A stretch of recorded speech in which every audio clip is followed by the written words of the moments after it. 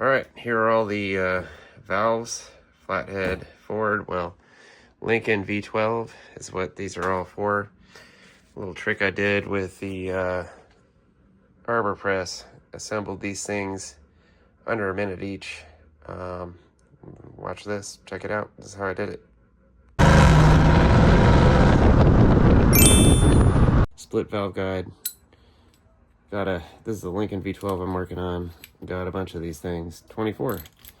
And so I just wanted to speed it up with an arbor press. So I figured out, got this big, thick, I don't know what this thing, maybe a 1 inch, 3/4 inch washer. You could probably adjust the size with, if you have your mini lathe, open it up a little bit. This one's a little snug, but it works pretty good.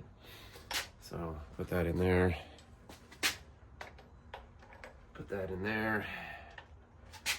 Center it, pull the lever, and here's your guide, or your retainer. This is about the flathead retainer. These just drop right in, for the most part, and that's it. Piece of cake.